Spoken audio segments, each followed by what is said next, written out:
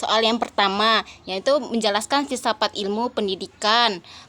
Filsafat pendidikan. Nah, jawabannya yang pertama, filsafat adalah suatu ilmu pengetahuan yang menggunakan logika, metode, dan sistem untuk mengkaji masalah utama dan mendasar mengenai berbagai persoalan seperti pengetahuan, akal, pikiran, eksistensi, dan bahasa.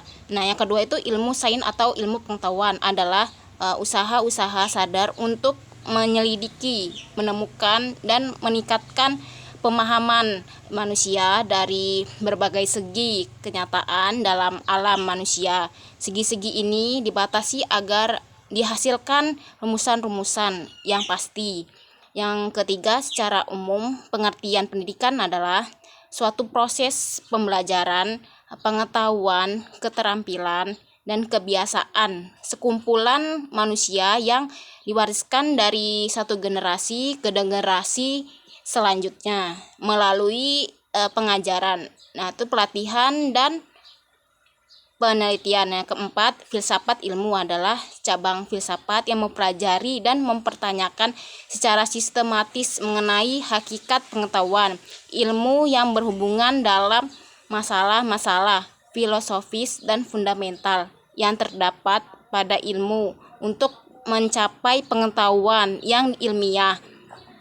Terus itu yang intinya filsafat ilmu adalah filsafat dengan pokok bahasan ilmu sebagai inti dari apa yang dipertanyakan mengenai kebenaran. Masalah mudah untuk mengingat dan menjelaskan apa definisi dari filsafat ilmu, namun sulit untuk benar-benar memahami esensi apa yang dipelajari dalam filsafat ilmu.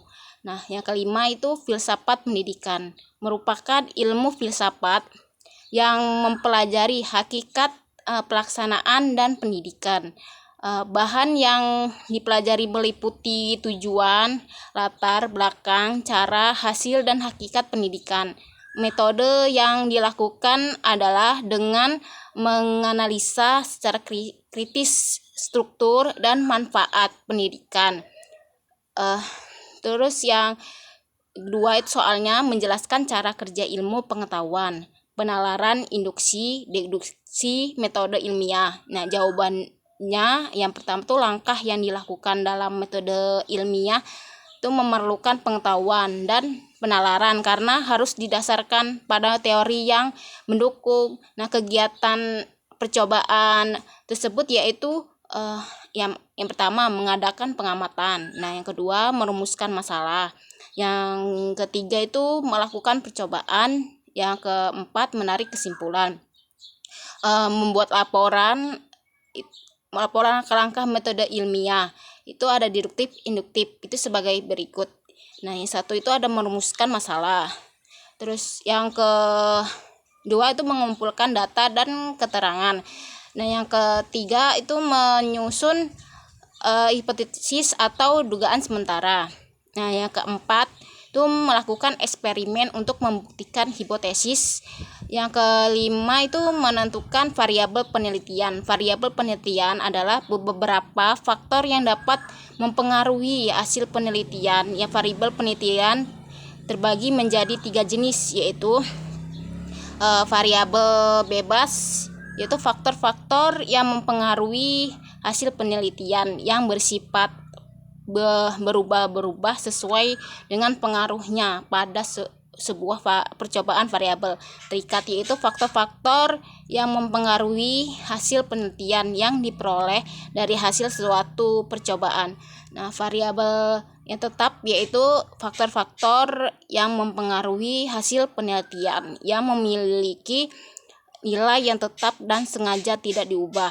Nah, yang keenam itu menetapkan langkah kerja secara jelas.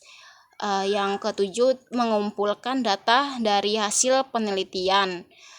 Nah, yang kedelapan mengolah dan menganalisis data menggunakan bantuan komputer. Nah, yang kesembilan membuat kesimpulan secara objektif dan sesuai dengan data yang diperoleh. Nah, yang ke-10 mempublikasikan hasil penelitian. Yang ketiga itu soalnya mendeskripsikan landasan utama filsafat pendidikan, ontologi, epistemologi, dan aksiologi.